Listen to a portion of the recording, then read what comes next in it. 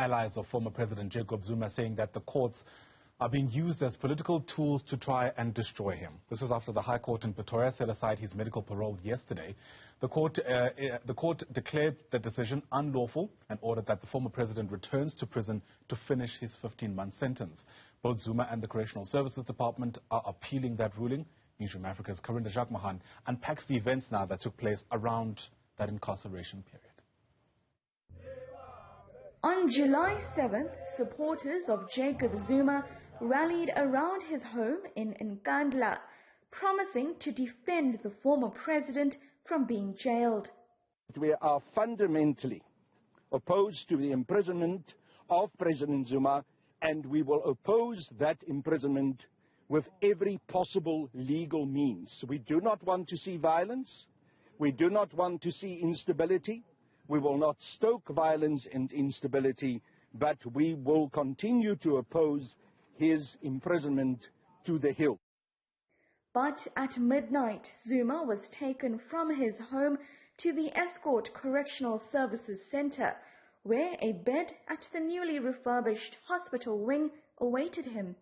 Zuma was sentenced to 15 months in jail for defying a constitutional court order to testify at the State Capture Commission about alleged corruption during his tenure as president. In the aftermath of his arrest, deadly protests and looting engulfed his home province of KwaZulu-Natal. The violence soon spread to the country's economic hub of Gauteng. More than 300 people died, and the economy suffered billions of rands in losses. On September 5th, former Correctional Services Commissioner Arthur Fraser granted Zuma's medical parole, apparently due to ill health. This was among Fraser's last decisions as commissioner. On Wednesday morning, the North Gauteng High Court described his decision as irrational and unlawful.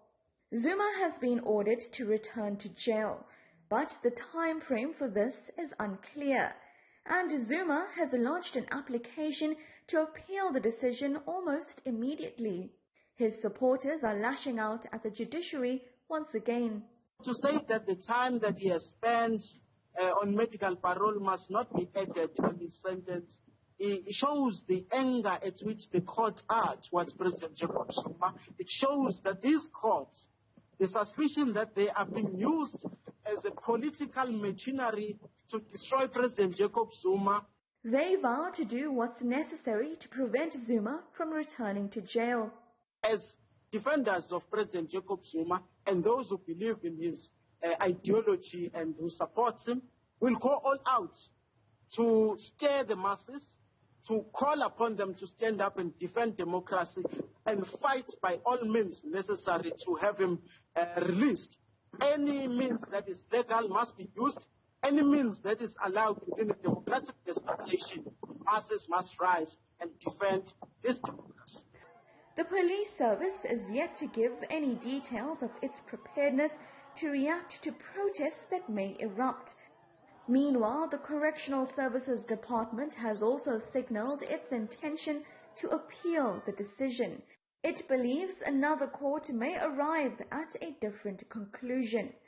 For Newzroom Afrika on Channel 405, I'm Karinda Jagmohan in Durban.